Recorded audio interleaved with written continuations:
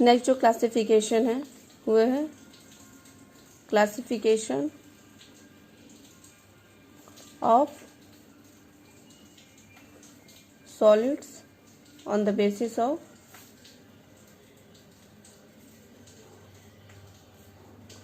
Type of constituent particle and intermolecular force of attraction. इसे types of crystalline solid भी बोल सकते हैं।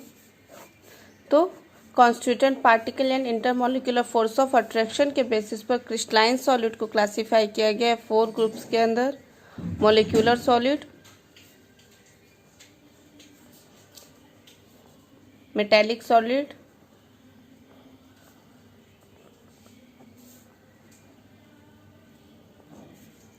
आयोनिक सॉलिड एंड फोर्थ है कोवैलेंट और नेटवर्क सॉलिड।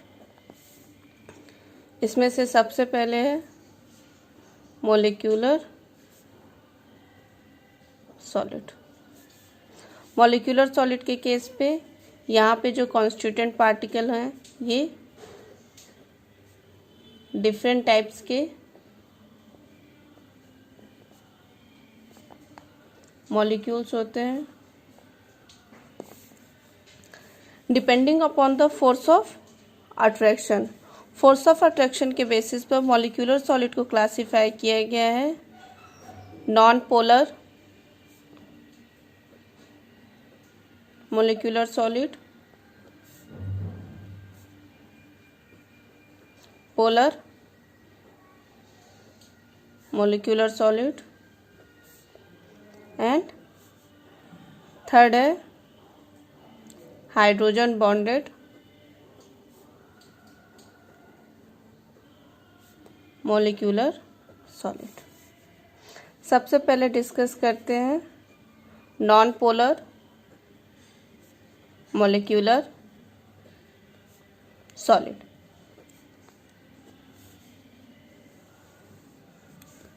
यहाँ पे भी जो कॉन्स्टिट्यूएंट पार्टिकल होंगे वो मॉलिक्यूल्स होंगे, बट कॉन्स्टिट्यूएंट पार्टिकल यहाँ पे एक non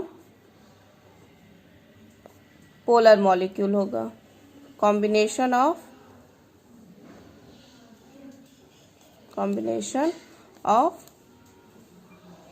same type of atom. Same type के एटम जब आपस में कंबाइन होते हैं तो उनके कॉम्बिनेशन से जो मॉलिक्यूल का फॉर्मेशन होता है वो नॉन पोलर इन नेचर होता है। नॉन पोलर नेचर होने का रीज़न क्या होता है? क्योंकि इन मॉलिक्यूल्स की जो इलेक्ट्रोनेगेटिविटी होती है वो भी सेम होती है। सेम इलेक्ट्रोनेगेटिविटी होने के कारण ये जो मॉलिक्यूल्स होते हैं ये नॉन पोलर इन नेचर होते हैं। नॉन पोलर इन नेचर होने के कारण ये बैड कंडक्टर ऑफ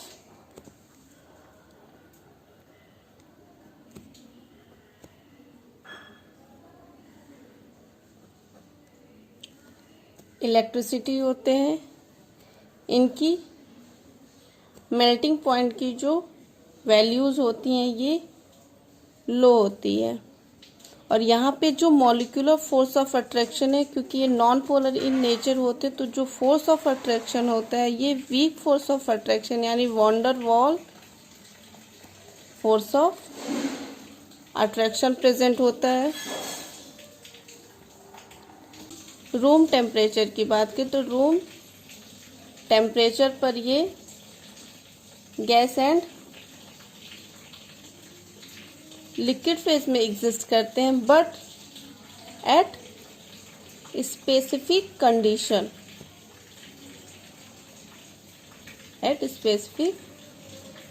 कंडीशन इन्हें सॉलिडिफाई भी कन्वर्ट किया जाता है, यानी इनको सॉलिड फॉर्म में हम कन्वर्ट कर सकते हैं। एग्जाम्पल हाइड्रोजन, ब्रोमीन, क्लोरीन, ये सभी at specific condition solid form में कन्वर्ट किए जा सकते हैं। नेक्स्ट जो टाइप ऑफ सॉलिड है वो है पोलर मोलिक्यूलर सॉलिड। तो पोलर मोलिक्यूलर सॉलिड के केस पे जो कॉन्स्टिट्यूएंट पार्टिकल्स होंगे ये पोलर मॉलिक्यूल्स होंगे। इन मॉलिक्यूल्स या ये मॉलिक्यूल पोलर इन नेचर क्यों होते हैं, कैसे फॉर्म होते हैं? तो जब डिफरेंट इलेक्ट्रो नेगेटिविटी के जब एटम कंबाइन होते हैं तो इनके कॉम्बिनेशन से जो मॉलिक्यूल का फॉर्मेशन होता है वो पोलर इन नेचर होता है। इट मीन्स यहाँ पे पोलर कोवेलेंट बॉन्ड प्रेजेंट होता है। क्योंकि ये मॉलिक्यूल पोलर इन नेचर होते हैं तो यहाँ पे जो फोर्स ऑफ अट्रैक्शन होता है वो प्रेजेंट होता है dipole dipole force of attraction. Polar in nature होने के कारण इन मॉलिक्यूल्स की मेल्टिंग पॉइंट की जो वैल्यू होती है ये ग्रेटर देन होती है, greater than non polar solid. ये dipole dipole force of attraction होने के कारण ये soft and bad conductor of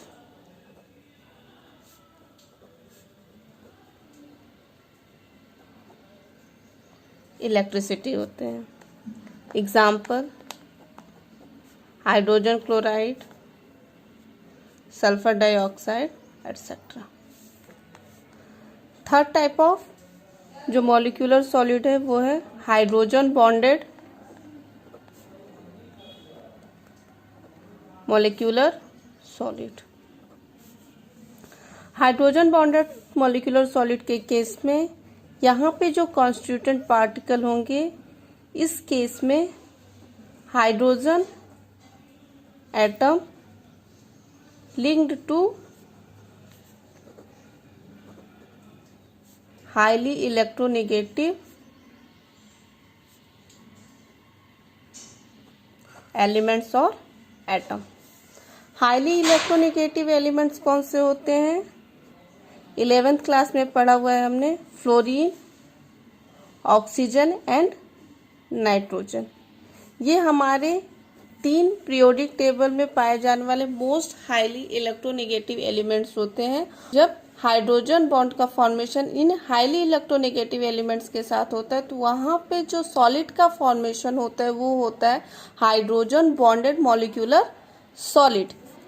इस केस में होता क्या है कि एक मॉलिक्यूल का हाईली इलेक्ट्रोनेगेटिव एलिमेंट दूसरे मॉलिक्यूल के हाइड्रोजन के साथ एक फोर्स ऑफ अट्रैक्शन यानी अट्रैक्शन फोर्स का फॉर्मेशन होता है या एक वीक बॉन्ड का फॉर्मेशन करता है। और यहाँ पे ये जो वीक बॉन्ड का फॉर्मेशन होता है इसी वीक बॉन्ड को हाइड्रोजन बॉन्ड बोलते हैं, जिसे हम डॉटेड लाइन से रिप्रेजेंट करते हैं। तो इस केस में हाइड्रोजन बॉन्डेड मॉलिक्यूलर सॉलिड के केस में जो कॉन्स्टिट्यूएंट पार्टिकल्स होंगे वो हाइड्रोजन एटम जब किसी भी हाईली इलेक्ट्रोनेगेटिव एलिमेंट्स यानी हाइड्रोजन बॉन्डेड मॉलिक्यूल जब आपस में कंबाइन होते हैं तो उनके कॉम्बिनेशन से जो सॉलिड का फॉर्मेशन होता है वही होता है हाइड्रोजन बॉन्डेड मॉलिक्यूलर सॉलिड। यहाँ पे जो फोर्स ऑफ अट्रैक्शन होगा वो हाइड्रोजन बॉन्ड प्रेजेंट होगा जिसे हम डॉटेड लाइन से रिप्रेजेंट करते हैं। इनकी जो मेल्टिंग पॉइंट की वैल्यू होती है due to presence of hydrogen bond, इनकी मेल्टिंग पॉइंट की वैल्यू ग्रेटर होती है, greater than non polar molecular solid and polar solid, polar molecular solid. At room temperature ये गैस एंड लिक्विड फेज में exist करते हैं, बट टेम्परेचर को decrease करके एंड प्रेशर को इंक्रीज करके, टेम्परेचर को डिक्रीज करके एंड प्रेशर को इंक्रीज करके हाइड्रोजन बॉन्डेड सॉलिड्स का फॉर्मेशन होता है, या formation of hydrogen bonded solid. ये bad conductor of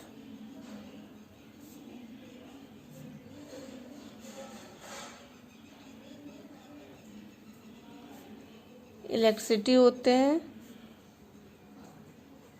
example H2O solid, H2O solid यानी ice, hydrogen fluoride in solid and ammonia in solid. Next जो टाइप ऑफ सॉलिड है crystalline, next जो type of crystalline solid है वो है metallic solid. Metallic solid के case में यहाँ पे जो कॉन्स्टिट्यूएंट पार्टिकल्स होते हैं वो होते हैं एटम्स, मेटल एटम। और फोर्स ऑफ अट्रैक्शन जो होता है वो होता है मेटेलिक फोर्स। हम सब जानते हैं कि जो मेटल्स होते हैं ये गुड कंडक्टर ऑफ इलेक्ट्रिसिटी होते हैं। तो मेटेलिक सॉलिड के केस में होता क्या है यहाँ पे कि यहाँ पे पॉजिटिवली चार्ज्ड मेटल न्यूक्लियस होता है जो कि नेगेटिवली चार्ज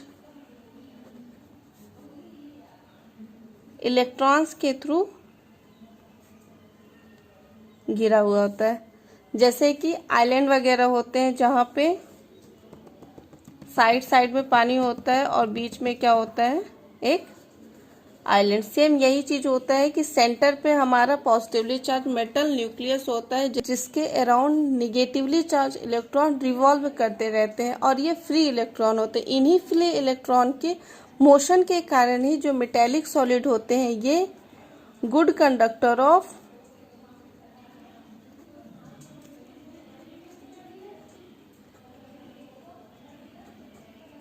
इलेक्ट्रिसिटी होते हैं। इनकी मेल्टिंग पॉइंट की जो वैल्यू होती है ग्रेटर देन मॉलिक्यूलर सॉलिड होती है, greater then molecular solid. Metal atom में पॉजिटिवली चार्ज न्यूक्लियस को कर्नल्स बोला जाता है और इन्हीं कर्नल्स के मोशन के कारण और इलेक्ट्रॉन के मोशन के कारण मेटेलिक सॉलिड इलेक्ट्रिसिटी का कंडक्शन करते हैं। Example all metal atoms, all metals, sodium, lithium, copper, silver and gold etc. Next जो क्रिस्टलाइन सॉलिड है वो है आयोनिक सॉलिड। यहाँ पे जो कॉन्स्टिट्यूएंट पार्टिकल है वो आयंस होते हैं और आयंस हमारे पास दो टाइप के होते हैं, एक कैटायन एंड सेकेंड एनायन। ये cation and anion 3 dimension space पे क्लोजली पैक्ड होते हैं और इन्हीं के क्लोजली पैकिंग के कारण आयनिक सॉलिड्स का फॉर्मेशन होता है। यहाँ पे जो फोर्स ऑफ अट्रैक्शन होता है बिटवीन कैटायन एंड एनायन वो होता है इलेक्ट्रोस्टैटिक और इसे कोलम्बिक फोर्स ऑफ अट्रैक्शन भी बोल सकते हैं। Due to presence of cation and anion इनकी मेल्टिंग पॉइंट की जो वैल्यू होती है वो हाई होती है। सॉलिड फेज में क्योंकि ये केटायन और एनायन एक दूसरे से क्लोजली पैक्ड होते हैं और इनके क्लोज पैकिंग के कारण इनमें आयंस का मोशन नहीं होता, कोई भी फ्री आयन प्रेजेंट नहीं होता। और इलेक्ट्रिसिटी के कंडक्शन को देखें तो इलेक्ट्रिसिटी का जो कंडक्शन होता है वो मेनली होता है मोशन ऑफ इलेक्ट्रॉन और आयंस। सॉलिड केस में, आयनिक सॉलिड्स में किसी भी फ्री आयंस का प्रेजेंस नहीं होता है, इसलिए सॉलिड फेस में ये आयनिक solid bad conductor of electricity होते हैं, बट इनके मोल्टेन और एक्वस फेज में ये good conductor of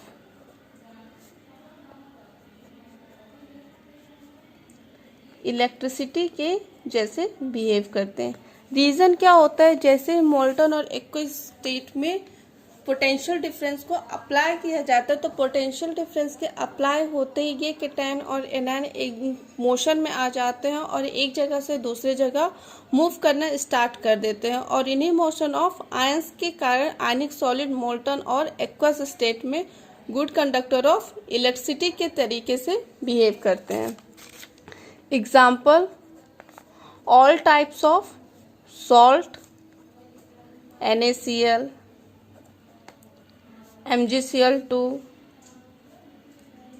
calcium carbonate.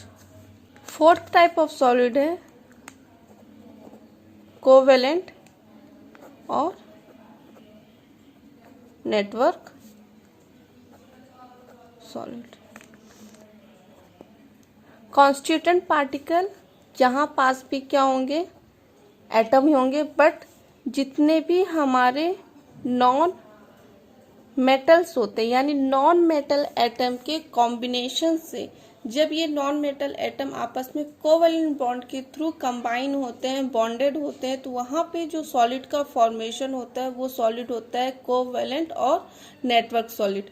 Network solid क्यों बोला जाता है, क्योंकि इनके केस में ईच एटम, एग्जाम्पल अगर हम कार्बन को देखें तो एक कार्बन एटम दूसरे कार्बन एटम से कोवेलेंट बॉन्ड के थ्रू ये कंटिन्यूअसली बॉन्डिंग को प्रोसीड करता जाता है, जिसके कारण एक नेटवर्क लाइक स्ट्रक्चर का फॉर्मेशन करता है। और इसी नेटवर्क लाइक स्ट्रक्चर के फॉर्मेशन के कारण ये जो सॉलिड होते हैं इन्हें नेटवर्क सॉलिड बोला जाता है।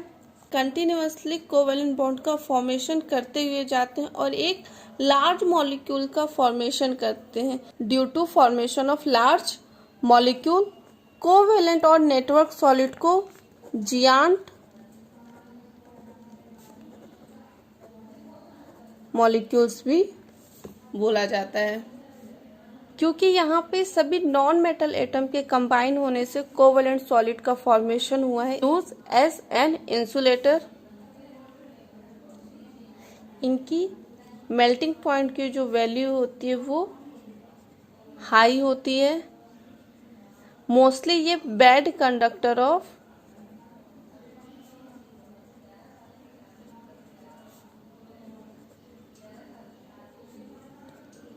इलेक्ट्रिसिटी होते हैं।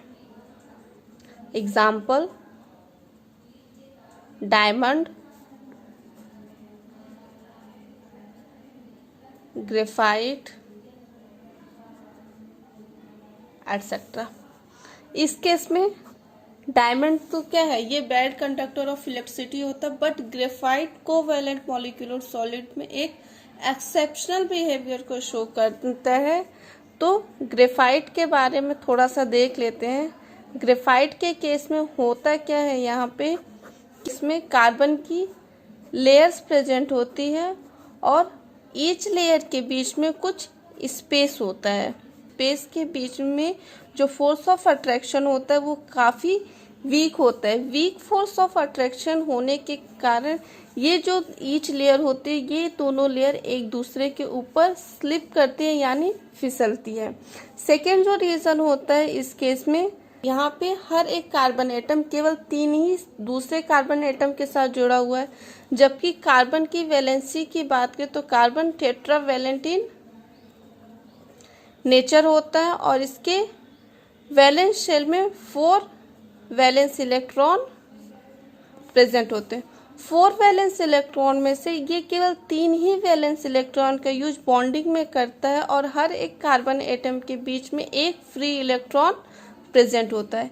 इस एक फ्री इलेक्ट्रॉन के प्रेजेंट होने के कारण ये जो ग्रेफाइट होता है ये इलेक्ट्रिसिटी का कंडक्शन करता है, और क्योंकि ग्रेफाइट की ईच लेयर के बीच में कुछ ना कुछ स्पेस होता है और ईच जो लेयर होती है वो वीकली अट्रैक्टेड होती है।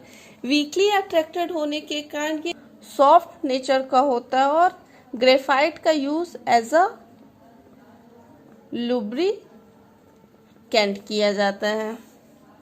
Thank you.